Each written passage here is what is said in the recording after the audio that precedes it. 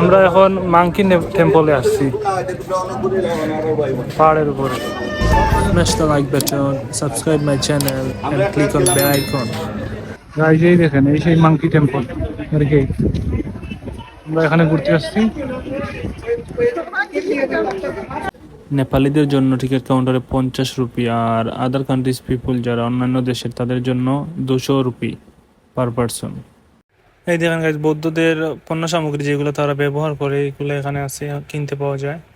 অনেক সুন্দর সুন্দর জিনিস আছে এখানে। আমরা আস্তে আস্তে পুরো এরিয়াটা ভিজিট করতেছি, দেখতেছি কি কি আছে এখানে। টেম্পলটি দেখার জন্য আসলে উপরে যেতে হয়, অনেক উঁচু সেই জায়গা, আস্তে আস্তে উপরে উঠতে হয়। নিচ থেকে উপরে উঠতে প্রায় 10 থেকে 15 মিনিট সময় লাগে। আমরা এখনো আস্তে আস্তে হেঁটে হেঁটে উঠতেছি উপরে। এখানে অনেকগুলো বানর দেখতে পাওয়া যায়, দেখেন। এটার নামই মাঙ্কি টেম্পল। আবার কাঠমান্ডুর আকাশে একটু পরপর প্লেন যায়, দেখেন একটা যাচ্ছে। অনেক সুন্দর ভিউ আসলে গাইজ। এই সেই মাঙ্কি টেম্পল, বৌদ্ধদের উপাসনালয়। দেখেন, এইটা দেখার জন্য আমরা নিচ থেকে উপরে উঠছি। এটা আসলে পর্যটকদের মূল আকর্ষণ এই জায়গায়। তাদের ধর্ম পালন করার জন্য তারা এখানে আসে। এই দেখেন, টেম্পলের উপর থেকে কাঠমান্ডু শহরটা কত সুন্দর দেখা যায়। পুরো শহরটা দেখা যায়, এই দেখেন। আর এই হচ্ছে কাঠমান্ডু শহরের ভিউ।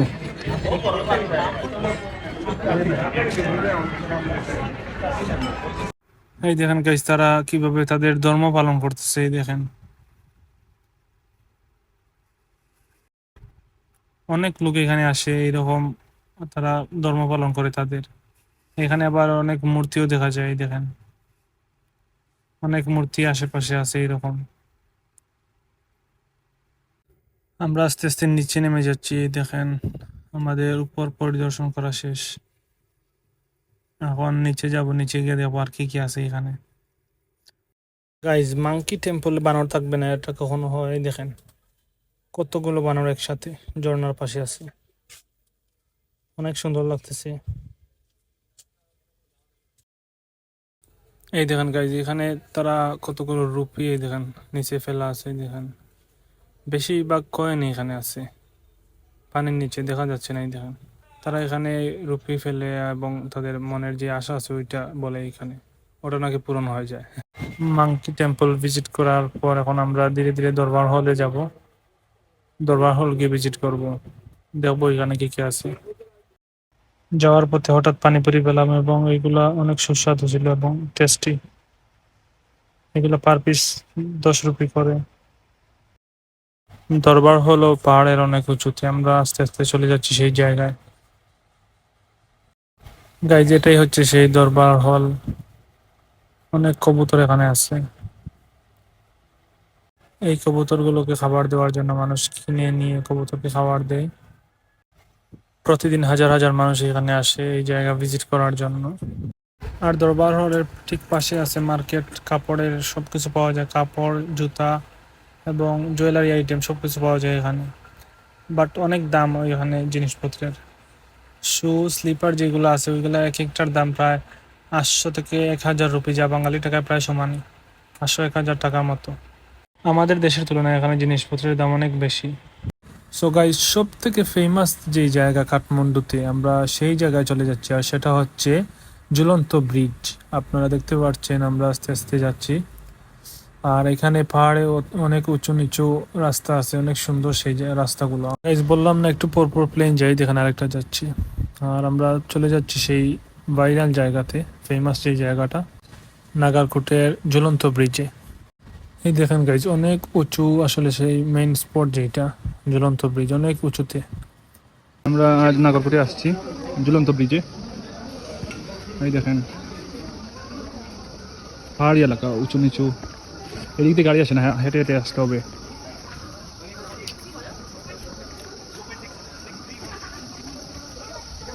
জঙ্গলে এসেছি আমরা।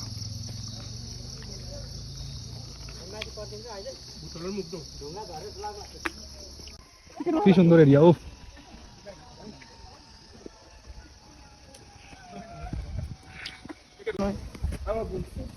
টিকিট কাউন্টার এটা।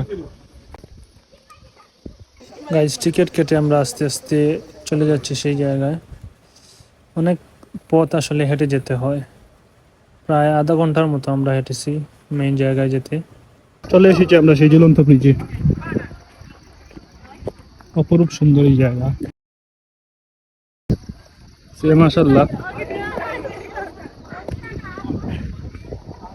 পাহাড় পর্বতে ঘেরা এই দেশ, এই দেখেন কত উঁচু। নিচটা হয়তো দেখা যাচ্ছে না, এত উঁচুতে আমরা। এটা হচ্ছে সেই ঝুলন্ত ব্রিজ নাগারকোটের।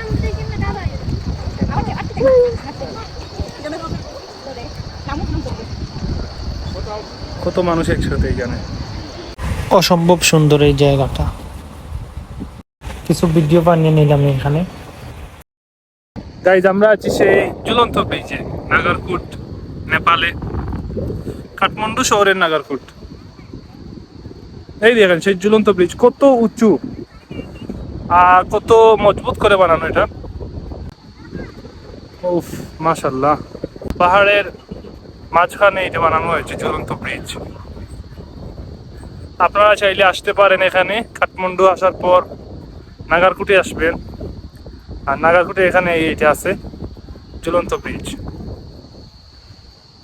টুরিস্ট প্লেস বলতে নাগারকোটে এটাকেই বোঝায়, সবচেয়ে সুন্দর এরিয়া। এই দেখেন আমাদের গ্রুপের সবাই আসতেছে।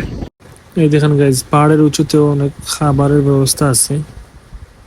গরমের মধ্যে ড্রিঙ্ক এইসব করতে পারবেন, এখানে সবকিছু পাওয়া যায়। এই দেখেন এটা পানিপুরি,